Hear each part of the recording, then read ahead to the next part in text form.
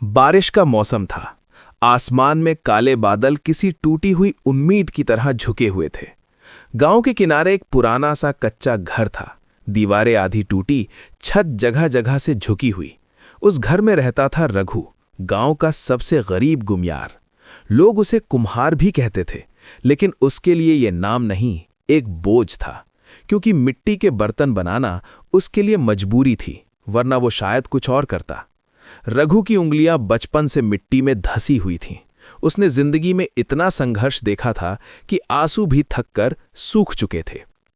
रघु की पत्नी गोमती 2 साल पहले बीमारी से चल बसी थी।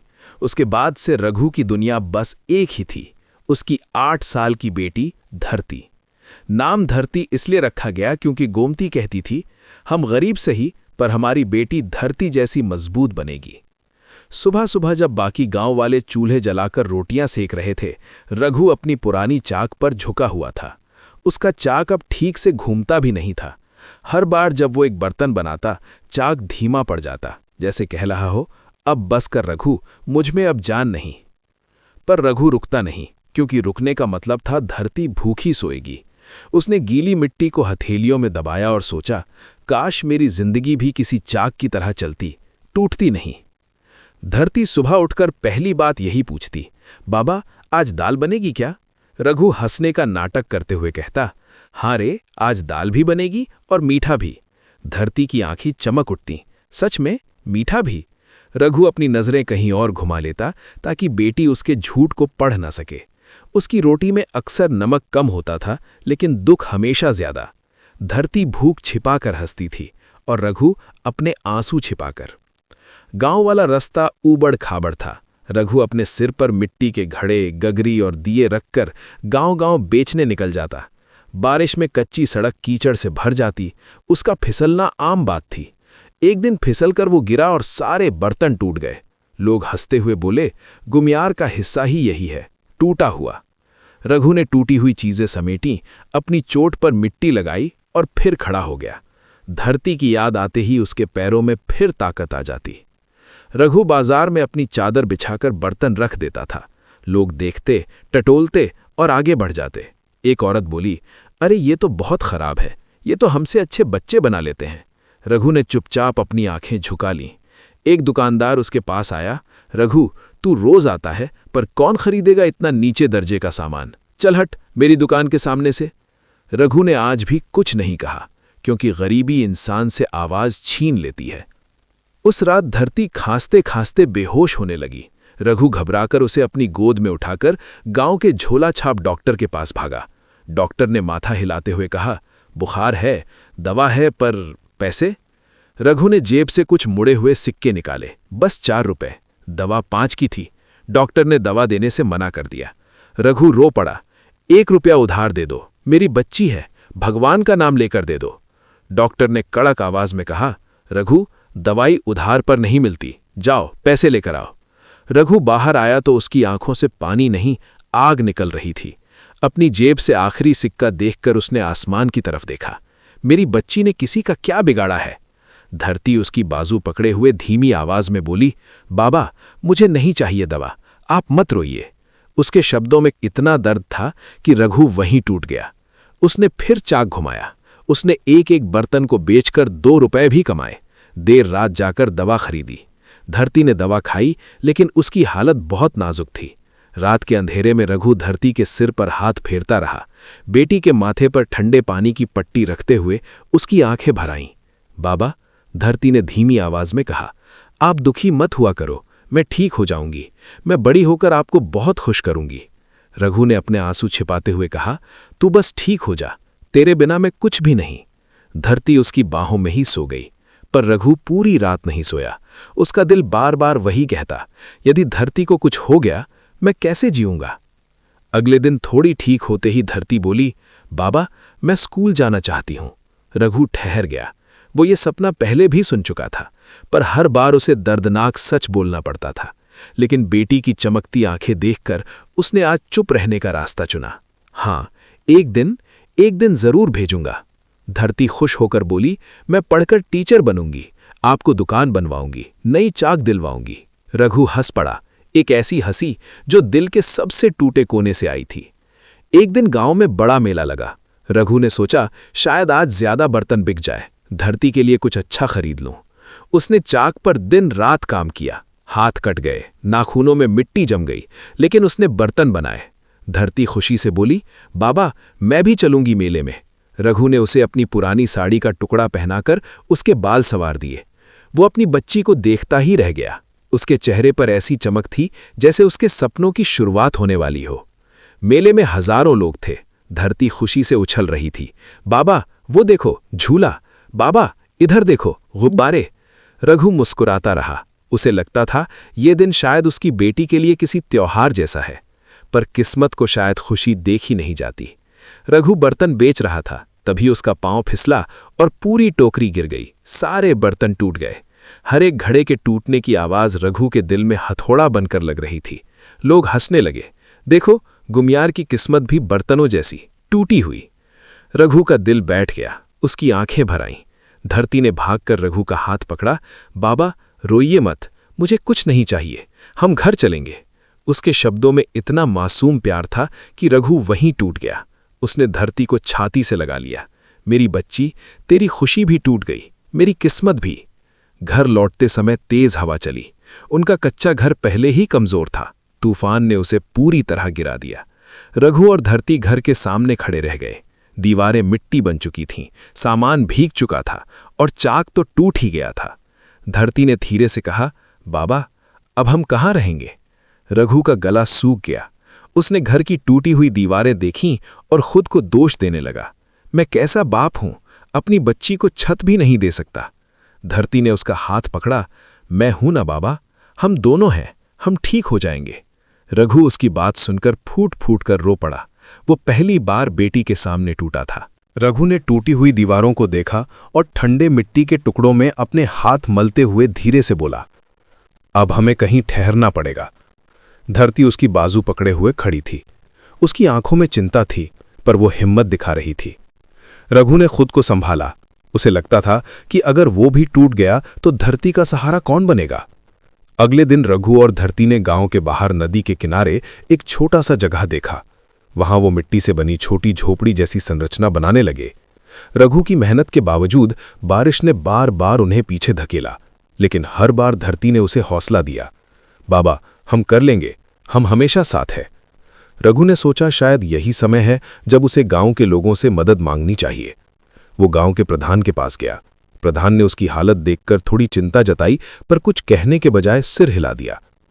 सबका काम सबको करना चाहिए रघु, खुद संभालो। रघु उदास होकर लौटा। धरती ने उसकी पीठ थपथपाई और कहा, बाबा हम हार नहीं मानेंगे, आप मुझे विश्वास दिलाइए। रघु ने उसकी आंखों में देखा। उस विश्वास में कोई छल नहीं था।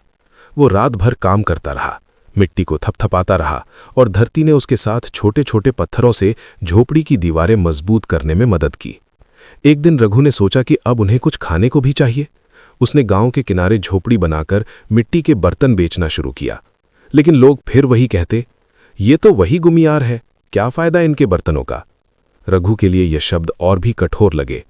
उसने सोचा कितनी मेहनत, कितने दिन, और फिर भी किसी की आंखों में उसकी कोई कीमत नहीं।